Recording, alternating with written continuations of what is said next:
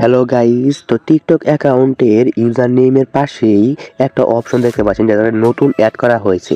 তো টিকটক এই অপশনটি নতুন অ্যাড করেছে। তো অনেকেই বলতেছেন যে এই অপশনটার কাজ কি বা এটা কি, এটা কেন এখানে অ্যাড করা হয়েছে, তো অনেকেই জানেন না।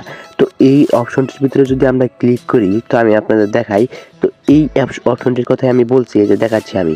তো এই অপশনের ভিতরে যদি আমরা এখন ক্লিক করি তাহলে এরকম ইন্টারফেস চলে আসে।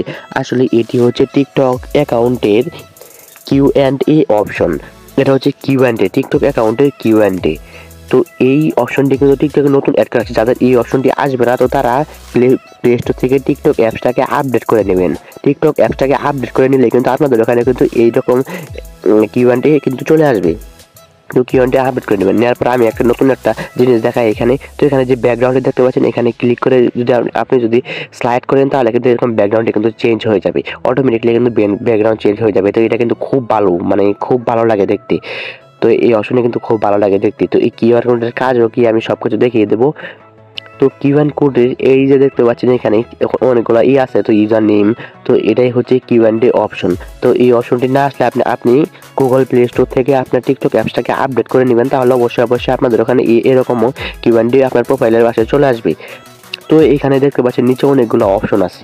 তো এখানে দেখতে পাচ্ছেন ডাউনলোড মেসেঞ্জার, ফেসবুক। তো এগুলোর মাধ্যমে আপনি আপনার এই ইউজার নেমের যে ফটোটি আছে এটাকে আপনি শেয়ার করতে পারেন, আপনার বন্ধুদের কাছে আপনি শেয়ার করতে পারেন মেসেঞ্জারে, ফেসবুকে, হোয়াটসঅ্যাপে, ইমোতে, আপনি যেখানে চাবেন সেখানে কিন্তু এই ইউজার নেম এই কিউআর কোডটি কিন্তু আপনি বন্ধুদের কাছে কিন্তু শেয়ার করতে পারেন।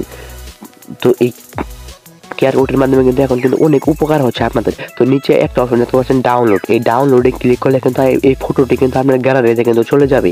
আপনার গ্যালারিতে কিন্তু চলে যাবে, আপনার গ্যালারিতে চলে যাবে। তো এটা যদি আপনি যদি কারোর কিউআর কোড যদি স্ক্যান করতে চান, তাহলে উপরে একটা স্ক্যানের অপশন দেখতে পাবেন, ওখানে ক্লিক করবেন, তাহলে কিন্তু স্ক্যানার কিন্তু চলে আসবে।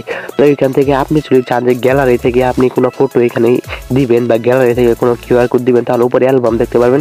ওই অ্যালবামে ক্লিক করে আপনি গ্যালারি থেকে একটা কিউআর কোড অ্যাড করবেন। তো আমি একটা কিউআর কোড অ্যাড করছি। অ্যাড করার পর উপরে টিক মার্ক দিয়ে নেবেন। টিক মার্ক দেওয়ার পরে নিচে দেখতে পাচ্ছেন কনফার্ম। এই কনফার্মের ভিতরে ক্লিক করে দিবেন। তো আমি দেখাচ্ছি, এই কনফার্মের ভিতরে কিন্তু ক্লিক করে দিতে হবে।